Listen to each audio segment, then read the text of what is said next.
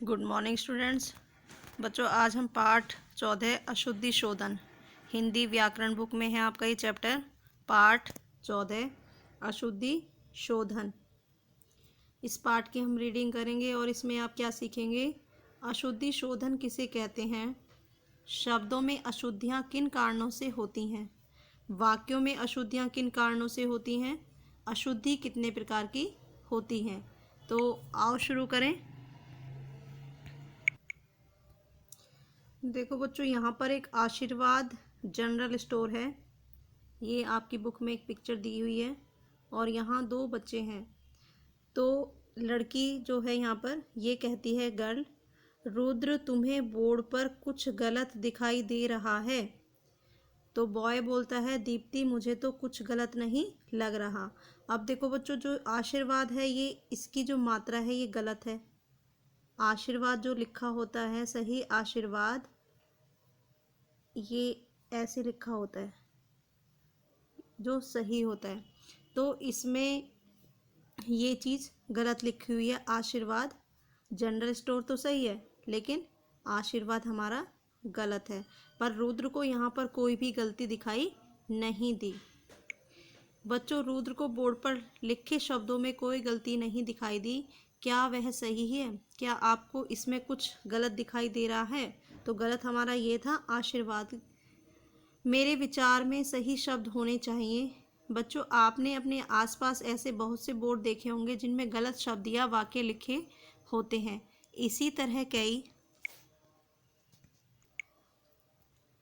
ऐसे लोग होते हैं जो शब्दों या वाक्यों का गलत उच्चारण करते हैं। ऐसा शब्दों की सही वर्तनी तथा वाक्यों में शब्दों के सही क्रम का ज्ञान न होने के कारण होता है।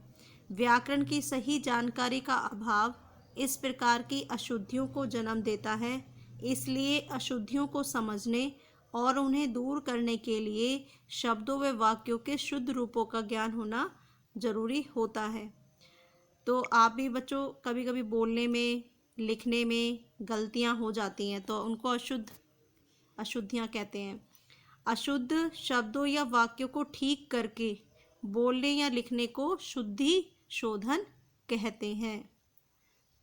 ठीक है बच्चों। नेक्स्ट है आपका पेज नंबर 77। अशुद्धि के प्रकार। बच्चों, सामान्यतः हम भाषा में दो प्रकार की अशुद्धियां करते हैं, शब्दों की अशुद्धियां और वाक्यों की अशुद्धियां। शब्दों की अशुद्धियां में क्या होता है, शब्दों का गलत उच्चारण तथा उनके शुद्ध रूप की जानकारी न होने के कारण हम इन्हें बोलते या लिखते समय गलतियां करते हैं।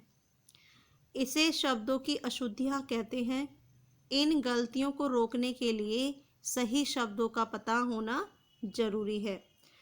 तो जब हम कहते हैं ना आपको कि याद करने के बाद उसकी रिटन प्रैक्टिस ज़रूर कर लो ताकि आपको अपनी गलतियों का पता चल जाए। तो हम लिखने में भी गलतियां करते हैं, जो हम वाक्य लिख रहे हैं या शब्द लिख रहे हैं तो उसमें हमारी गलतियां हो जाती हैं।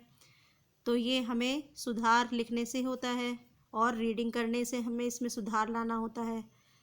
ठीक है बच्चों। अब पेज नंबर 79 वाक्यों की अशुद्धियाँ। इसमें क्या होता है, किसी भी वाक्य द्वारा अपनी बात समझाने के लिए उस वाक्य का शुद्ध होना जरूरी है। लेकिन जैसे हम शब्दों में वर्तनी संबंधी गलतियाँ करते हैं वैसे ही वाक्यों में गलत शब्दों का प्रयोग करके या शब्दों को गलत क्रम में रखकर गलतियाँ करते हैं। जैसे जो हम बोल रहे हैं, अगर हमने जो बोला गलत बोला तो हम गलत ही राइट करेंगे। तो ये हो गया हमारा वर्तनी संबंधी गलतियाँ। वाक्यों में गलत शब्दों का प्रयोग, शब्दों को गलत क्रम में रखकर गलतियाँ करते हैं। और इसमें क्या क्या आता है, सर्वनाम, लिंग, वचन, कारक, क्रिया आदि के कारण हमारी गलतियाँ होती हैं। ठीक है बच्चों, ये हमारा चैप्टर था। अब हम करेंगे इसके कुछ प्रश्न और उत्तर। ये आपको बच्चों बुक में ही राइट करने, सुंदर हैंडराइटिंग में। अशुद्धि शोधन क्यों जरूरी है, समझाइए। वाक्यों तथा शब्दों की अशुद्धियों को समझने और उन्हें दूर करने के लिए शब्दों व वाक्यों के शुद्ध रूपों का ज्ञान होना जरूरी होता है। नेक्स्ट है आपका अशुद्धियों के कितने प्रकार होते हैं। अशुद्धियाँ दो प्रकार की होती हैं, शब्दों की अशुद्धियाँ तथा वाक्यों की अशुद्धियाँ। ये मैंने अभी आपको पढ़ाया भी था। शब्दों में अशुद्धियाँ क्यों होती हैं? शब्दों के गलत उच्चारण तथा उनके शुद्ध रूप का ज्ञान न होने के कारण शब्दों में अशुद्धियाँ होती हैं। जैसे आप गलत उच्चारण गलत बोलोगे और उसको आप राइट करोगे, उसका आपको समझ नहीं है, तो उसके कारण आपकी अशुद्धियाँ हो जाती हैं। वाक्यों में किस तरह की अशुद्धियाँ होती हैं? वाक्यों में सर्वनाम, लिंग, क्रिया, वचन, कारक, शब्द, क्रम आदि प्रकार की अशुद्धियाँ होती हैं। जैसे आपका है सर्वनाम संबंधी अशुद्धियाँ में वो घूमने जा रहे हैं, तो वो घूमने जा रहे हैं ये आपका गलत होता है, ये अशुद्ध है। सही होगा आपका वे घूमने जा रहे हैं।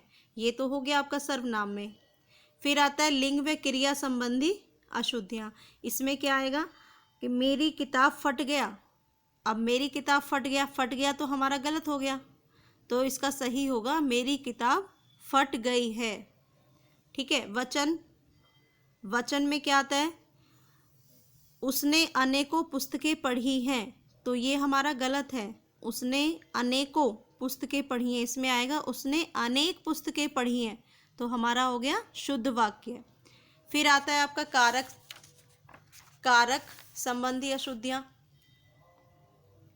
कारक में होता है चाचा जी कार पर आए हैं। अब चाचा जी कार पर आए हैं तो ये हो गया कारक। चाचा जी कार से आए हैं, ये सही हो गया। तो इसमें जब तक हमारे शब्द क्रम आदि प्रकार की अशुद्धियाँ होती हैं, तो जब तक हम उनको सही क्रम में नहीं लिखेंगे, क्रिया लिंग क्रिया वचन कारक का ध्यान नहीं रखेंगे, तो हमारी गलतियाँ होती रहेंगी। अगर हम इनको सही तरह से इनका यूज़ करेंगे, इनका प्रयोग करेंगे, तो हमारी गलतियाँ नहीं होंगी। तो बच्चों ये था हमारा चैप्टर, और आज के लिए सिर्फ इतना ही। Thank you.